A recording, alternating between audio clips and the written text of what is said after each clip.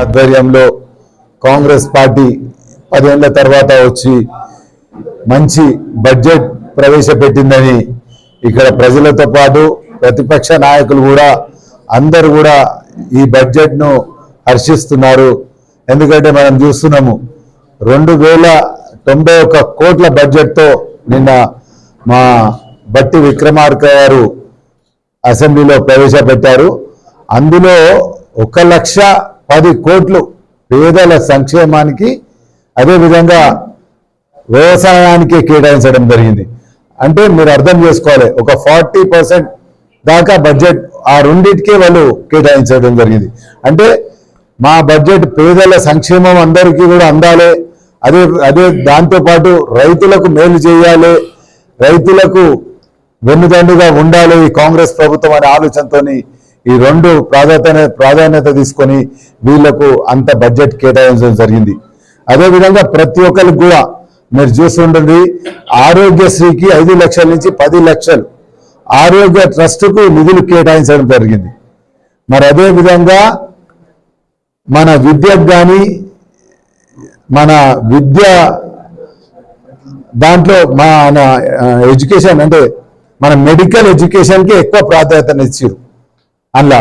ఎందుకంటే రేపు రాబోయే కాలంలో మనిషికి కావాల్సింది విద్య వైద్యము అనే ఆలోచనతోనే ఈ బడ్జెట్ ఉన్నది. అదేవిధంగా మహిళలకు కూడా ఎక్కడ లేని విధంగా ఈసారి అప్పుడెప్పుడో రాజశేఖర రెడ్డి గారు ఉన్నప్పుడు, అంతకుముందు చంద్రబాబు ఉన్నప్పుడు కూడా వడ్డీ లేని రుణాలు ఇస్తుంది. మరి ఈ బడ్జెట్లో వడ్డీ లేని రుణాలు కూడా బడ్జెట్లో కేటాయించడం జరిగింది. ఈ విధంగా మంచి బడ్జెట్ ఎస్సీ ఎస్టీ మైనార్టీలో కూడా నిధులు పోయినసారి కన్నా ఎక్కువ కేటాయించారు. ఇవందరూ కూడా మీరు గమనించాలి. ఈ కేటాయింపులు ఒక్కటే కాదు, ఇంతకుముందు కూడా ప్రభుత్వాలు కేటాయిస్తుండే కానీ దానికి తగ్గట్టు ఖర్చు పెట్టకపోతుంది. కానీ ఇప్పుడున్న మా ప్రభుత్వం అట్లా కాదు, దీని గురించి ఒక ఎక్సర్సైజ్ చేసింది, దీని గురించి అంతటా నిపుణులతో చర్చించి అవి ఖర్చు అయ్యే విధంగా కూడా చూస్తున్నారు. అదేవిధంగా అన్నిటికీ ఆదాయం ఎక్కడి నుంచి వస్తుంది, మన హైదరాబాద్కి వస్తుంది. మరి అసలు హైదరాబాద్ను కూడా డెవలప్ చేస్తే, మనం హైదరాబాద్ పక్కకున్నాం, హైదరాబాద్ను కూడా డెవలప్ చేయాల్సిన అవసరం ఉంది అనే ఆలోచనతో హైదరాబాద్ పట్టణానికి ఒక 10,000 కోట్ల ఆదాయం కూడా సమకూర్చడం జరిగింది.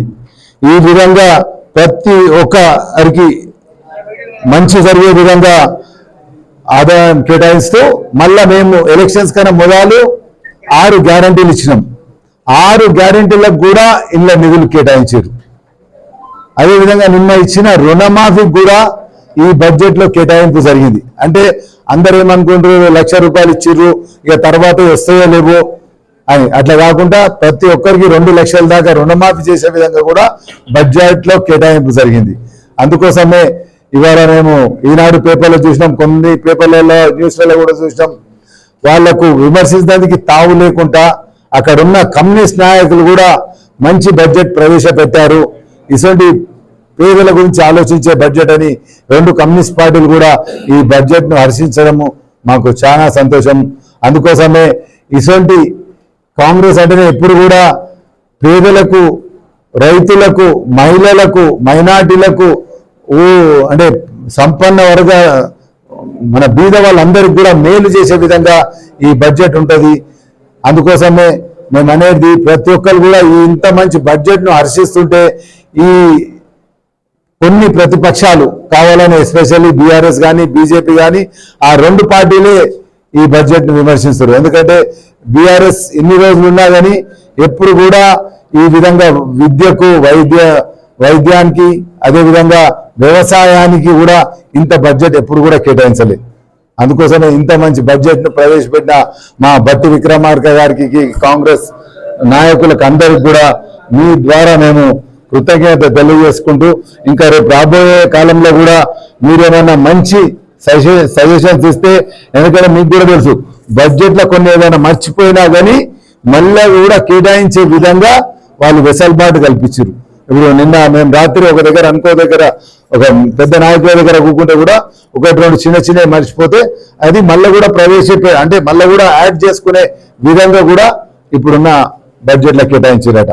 ఒక పెద్ద ఆయన, ఒక ఎమ్మెల్యే కన్నా పెద్ద ఆయన మాకు నిన్న రాత్రి ఒక డిస్కషన్లో చెప్తుండే, 1-2 మర్చిపోయినాము అనే విధంగా.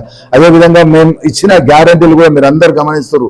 ప్రతి ఒక్కరికి కూడా ఇప్పటికి కూడా రానోళ్ళ కోరికైనా కరెంట్ బిల్లు కూడా ఎవరికి కూడా ఇంకా రానోళ్ళ వాళ్ళని ఉంటే కూడా వాళ్ళు అప్లికేషన్ పెట్టుకుంటే వాళ్ళని కూడా కన్సిడర్ చేయమని కూడా చెప్పారు. అంటే ఈ విధంగా అందరికీ చెందాలి అనే ఆలోచనతోనే ఎక్కడైనా చిన్న చిన్న పొరపాట్లు జరిగితే ఆ పొరపాట్లు సరిదిద్దుకునే విధంగా ఇప్పుడున్న మా కాంగ్రెస్ ప్రభుత్వం పనిచేస్తుంది. కాబట్టి మీరందరూ కూడా విలేకరులు ఇక్కడ ఉన్న వాళ్ళు మీకు మాకన్నా ఎక్కువ సమస్యలు తెలుస్తాయి. ఎందుకంటే ప్రజలు మేము ఎప్పుడైనా తప్పక ఎవరికైతే రానోళ్ళు ఉంటే మన దగ్గర వాళ్ళందరికీ కూడా నేను చెప్పదలుచుకున్నది ఏంటంటే ఇప్పుడు మన గజ్వేల్ ఒక శివాలయ భూమి ఉన్నది. అదేదో ఒకరిద్దరు నేను కూడా దాంట్లో శివాలయంకు కాకుండా ప్రయత్నం చేస్తున్నా అని కొన్ని పార్టీలు ఆరోపిస్తున్నాయి. అసొంటిది ఏం లేదు. ఆ శివాలయం భూమి పరిరక్షించడానికి ఎవరు ముందరికి వచ్చినా వాళ్ళతో పాటు నేను వాళ్ళ ముందటుండి పోరాడి అది శివాలయానికి చెందే విధంగా కూడా మేము ఉంటాము.